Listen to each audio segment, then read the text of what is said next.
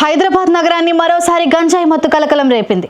మే 11వ తేదీ ఆదివారం రాత్రి కూకట్పల్లి ప్రాంతంలో జరిగిన ఓ దారుణ హత్య ప్రస్తుతం సంచలనంగా మారింది. కేసు వివరాల ప్రకారం కేపీహెచ్పీ పోలీస్ స్టేషన్ పరిధిలోని సర్దార్ పటేల్ నగరంలో ఉన్న ఓ వ్యక్తి అపార్ట్మెంట్ సమీపంలోని పార్క్ లో 5గురు యువకులు గంజాయి తాగుతూ ఉన్నట్లు స్థానికులు గుర్తించారు.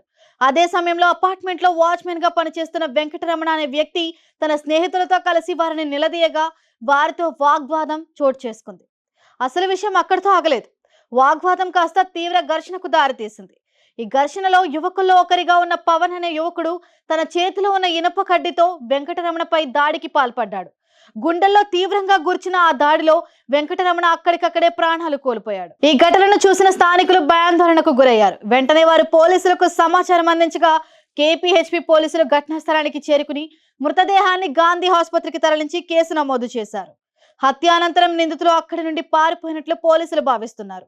ప్రస్తుతం వారి కోసం గాలింపు చేపట్టారు. ఈ ఘటన మరోసారి గంజాయి మత్తు ఎంత భయంకరమైన పరిస్థితులకు దారి తీస్తుందో చాటి చెప్పింది. ఇటీవల గంజాయి వల్ల జరిగిన నేరాలు పెరుగుతుండటంతో సమాజం ఆందోళన చెందుతోంది. మత్తు పదార్థాల వినియోగం యువతను ప్రమాదకర దిశగా నెట్టివేస్తోందని ఇప్పుడు స్పష్టమవుతోంది. నిపుణులు గంజాయి వినియోగంపై కఠిన చర్యలు తీసుకోవాలని సూచిస్తున్నారు. యువతను మత్తు ప్రభావం నుండి దూరంగా ఉంచేందుకు అవగాహన కార్యక్రమాలు నిర్వహించాల్సిన అవసరం ఎంతైనా ఉందని అభిప్రాయపడుతున్నారు. ఇటువంటి ఘోర సంఘటనలు పునరావృతం కాకుండా ప్రజలు అప్రమత్తంగా ఉండాలని, మత్తు పదార్థాలపై ప్రభుత్వమే కాదు ప్రతి ఒక్కరూ పోరాటం చేయాల్సిన అవసరం ఉందని పోలీసులు హెచ్చరిస్తున్నారు. మరిన్ని అప్డేట్స్ కోసం చూస్తూనే ఉండండి కైజర్ న్యూస్ తెలుగు.